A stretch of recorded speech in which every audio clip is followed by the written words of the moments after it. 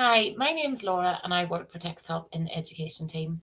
Today I'm joined by Alan and we're going to go through the solutions that we can provide so that you can have a computer reader and scribe in your school. We'll not take up too much of your time and do feel free to please ask questions as we go along. Firstly, I am just going to go through a few slides with you. So Alan, can you see those slides okay? Yes.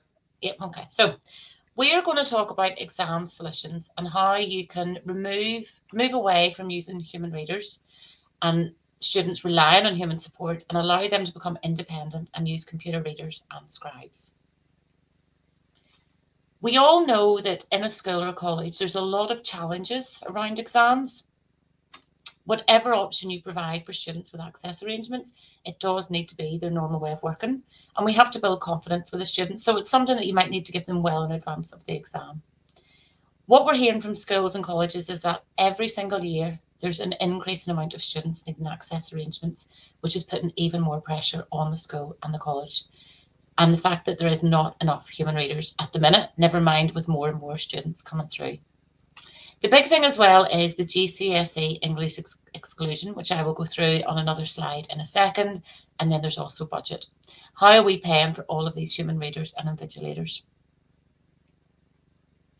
So this is just an insert out of the JCQ book. So it states that SENCOs may wish to consider the use of technology to a much greater extent instead of readers and scribes. Computer readers, examination reader pens, speech recognition technology, and word processors not only allowed candidates to work independently, but are also a better preparation for further and higher education and the world of employment. So JCQ are trying to encourage the use of computer readers, and you can see why. The students that we have at the minute, they can't have a human support for the rest of their lives. We need to give them alternative ways to access information and to progress throughout their educational journey. So I mentioned there on slide 2 about the English language exclusion. What that means is anyone with access arrangements is allowed, well, not everyone, but some students with access arrangements are allowed human readers in their exams, which is absolutely brilliant because it takes a lot of stress off them. However, the English language GCSE, you're not allowed a human reader. So I know I'm sitting here talking to a lot of exam officers and SENCOs. You're aware of the amount of text in that exam. It is really, really text heavy. Your students already stressed, they're already maybe low in confidence, and we're making them try to read it and process it themselves. It's just a task that's not going to easily happen. So JCQ are now allowing a computer reader.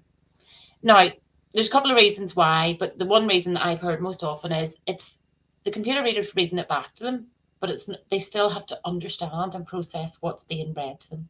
The computer reader gives no intonation or no guidance, it's just reading it back to them. But as you'll see when Alan comes on and does the demo, the difference that can make to your students. Having something read back to them, being able to independently access it, reread it, use the screen masking and everything that Alan's going to show you later is going to make a massive difference to your student. So we're going to talk about 2 solutions today. The first one is read and write. I always call read and write our bread and butter. Hopefully you're more than aware of what read and write is. So read and write is a literacy toolbar. It helps students kind of access text wherever they are, on whatever program they are. It's multi-platform. There's reading, so they'll be able to have stuff read aloud. There's the dictionaries, there's picture dictionaries, there's spell check, homophone checker, research tools. There's loads on the toolbar to help them day to day. Ideally, they have that anywhere they are throughout the school or college, throughout the day in the library, maybe if they have their own computer, but then they also have it at home, okay? So if you're a school, you're also allowed home use as well, which is absolutely fabulous for your students. And then we have Equatio. So this is a big thing. It's only changed a few years back. So we always had Equatio, which is our maths toolbar, but now you can actually lock it down and use it in an exam as well. So what we say is math, I'll try and get this right. Math does for, Equatio does for maths what read and write does for literacy.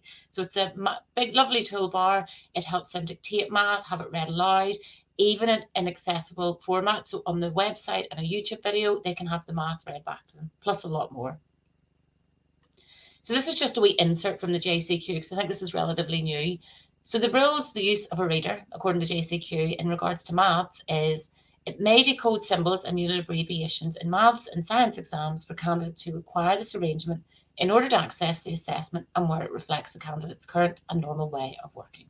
Sorry, I've been meaning to reboot my computer all day. So if you can prove that they need it and it's their known way of working, they can use Equatio in their maths and science exams as well, which is absolutely brilliant because we're already providing help for literacy exams. So what we can offer from Text Help and what Alan is going to show you in a few minutes is a total reading solution for exams. So they will have read and write and Equatio open if it allows them to, if access arrangements allow them to. Together, this will provide a complete solution for all subjects, for literacy, for numbers, units, and symbols. It just means that whatever exam they're taking, if they choose to and it's allowed, they can choose a computer reader and a scribe rather than having that human support. So as I've said, read and write and Equatio meet JCQ AA guidelines, okay? So if someone qualifies for a computer reader, they can use both of our solutions. So on the screen at the minute is what I've described, that they're full literacy toolbars. It's a full numeracy toolbar. They get loads of help throughout the whole entire year. Alan is going to have his toolbars locked down. So throughout the year, they have everything. They get to use everything. They get to improve their confidence, their literacy, and their math. Come exam time, it's locked down by you or hopefully with help with IT, and it's password protected. So they won't be able to come out of this again. What they see on the screen is what they have. You have the toolbar sitting on their screen and the PDF, and they can work away. So that's me. We're going to pass you over to Alan. So let me go back and remove my screen and add Alan's. And Alan's going to take over and show you them working. Brilliant. So Laura, you can see my screen okay? Yes, we're going. Brilliant. Thank you. So yes, everyone, my name's Alan. I also work in the education team here at Text Help. And as Laura mentioned, we've got a number of toolbars on screen at the moment. So at the very top, we've got our read and write literacy support toolbar alongside our Equatio numeracy support toolbar. Both can be used in conjunction with examinations. And as I say, are both currently in that lockdown format. So that, as I say, features that students can use in day-to-day format or at home have been removed to comply with the JCQ guidelines. And really what I'm going to do now is talk you through what the features do and how they can help and assist students. So I'll start off by opening up a PDF. And on screen at the moment, I have got an English paper. So in order to access that, again, we've got a couple of different ways to take that PDF that you've got, for example, or the exam paper that you've got in its current format, and turning it into a digital copy. Again, I'm not going to go through that in too much detail, but again, if you do have any questions on that, feel free to ask us, and Laura and I will be happy to talk you through the process of getting that exam paper onto the computer in the first instance. But like I say, I've opened up a PDF and we've got access to all the information that we wish to have read. And we've also got the literacy support toolbar here at the top that students can use. So I'll start off by showing you the screen masking option. And simply that provides students with a color overlay. So again, if you do have students that wish to use a color overlay during an exam, they can simply have that set up again as their normal way of working. They will have already used the color overlay. They'll be familiar with it. So they can click within the settings of the software and at that point pick that color overlay that they're used to then using. So I can go down here and, as I say, change it to, say, for example, blue. So that color overlay, as I say, can be used by students that need that color overlay for them to be able to use. Then most importantly is having the information read back. So you can see these audio buttons here at the top, and that really controls the text-to-speech functionality, giving the students the ability to have the information on this PDF read aloud. And when I click here at the very start, out of 89 sites given special protection due to the quality of their landscape. So again, I'm hoping that that is being picked up in terms of the voice that I can hear being read back. You can see the dual highlighter. You've got the paragraph itself being highlighted in yellow, and then the word is then being tracked and read aloud in blue. UK Daniel is currently reading it back to me. So as a student, again, you will have been used to using both these features in a classroom setting or in a home environment. So again, when it comes to that exam situation, again, students will be able to go in and say, okay, well, my preferred voice is X, Y, and Z.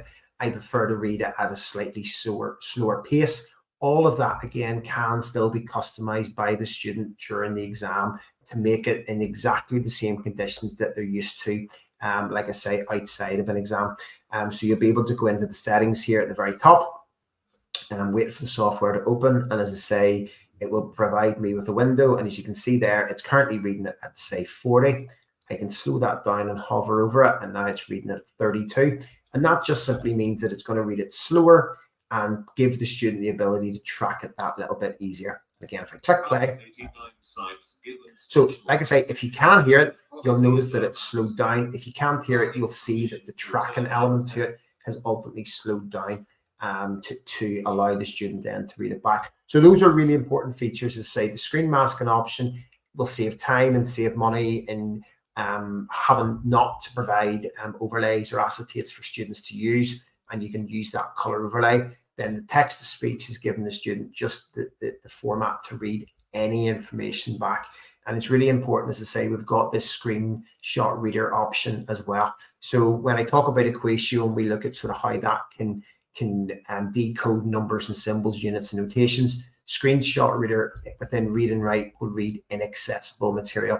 So within this document here, for example, with this picture, if there is text within that we wish to have read, we can use screenshot reader to ultimately have that information read back. So again, really important for students that need it. The talk and type function, again, can be turned on and off depending whether or not the student qualifies for a computer scribe. So again, if they have it and they wish to be able to use it, we can have that set up. If the particular student question doesn't qualify, as an exam officer or as an IT professional, you can go into the settings and remove that so that the student will not see that when it comes to an exam. Obviously, for today's pre-recorded demonstration, we're just giving you the option that you potentially could use it. And like I say, the PDF reader function simply allows students to read PDF documents. So kind of like a Blue Peter one where I've already opened up the PDF already, but on screen, if I click PDF reader, you'll notice that it automatically finds where PDF documents are stored in my computer. And then, for example, the exam paper that we have here that we're currently looking at, or the maths paper that we're going to look at in a moment, you can open them up directly from your computer. So again, Laura and I will be happy to talk you through that process in more detail, should you have any questions on that. So this is, as I say, the literacy support toolbar and all the various features that you can then use. If we scroll down and open up a maths paper, so in this instance, it's really important, as Laura pointed out there, the regulations have changed in terms of what students can and cannot have read. And it's really important that a student that, for example, who is dyslexic and may well also have the likes of dyscalculia, it might be really difficult for them. And therefore, if they have a computer reader that can read those symbols back to them, then that is the perfect scenario to have. So in this situation here, we've got a maths paper, we've got some text that we wish to have read back, and ultimately we've got some maths symbols that we wish to have read. So what we can use is screenshot reader to have this information read back. So when I click on screenshot reader within Equatio, again, it brings me up across here. I can click and drag the information that I wish to have read. So in this instance, I'm going to take both the text as well as the maths and science. I'm going to release the button. The software has indicated that it's found information that it wishes to have read. And you can see here, I can click play. And again, I'm really hoping you can all hear this. 3 lines, line 1, solve the simultaneous equations below period line 2. 2x minus 5y equals 16, line 3, 3x plus 2y equals 5. So hopefully, like I say, all that information's been heard and read back. But if you haven't, you'll notice that, again, it brought up the information it wished to have read back. And more importantly, it read it back in the correct format as how it should be read. So that's the really critical part in terms of, to say, our software can decode numbers, symbols, units, and notation. Both locked down in exam mode at the moment. As I say, there are a whole host of features that you can use outside of exam mode that students can use in a classroom or home setting. But really what we're keen to do is to show you that just purely from an exam point of view. Okay, so that is both read and write, our literacy support toolbar, and obviously then our numeracy support toolbar in the form of Equatio. I'm just going to pass you back over to Laura now. Thank you so much, Alan. So that was short and sweet, which is what we hoped for. So it literally was a quick run through of what we can offer you as a computer solution for both literacy and math. Now, if you're in this demo by accident, the next demo at 4 o'clock is for Chromebook. So this is PC and laptops only. So what I'm going to do now is going to share my screen. And just put up the last slide. So if you would like further information on this, as I said, we would normally take about 30 or 40 minutes if we're on with an individual school, because we would go into a lot more detail in this. We would show you the full toolbar, what you can get there, and go into a lot more detail. We are more than happy to do that on an online demo. So if you would like to trial either read and write equation or both, or a demo, just email our generic line, which is emea@texthelp.com, and myself or Alan will pick that up. So thank you very much. Hopefully that was insightful, and we hope to hear from some of you soon. Thank you. Thank you.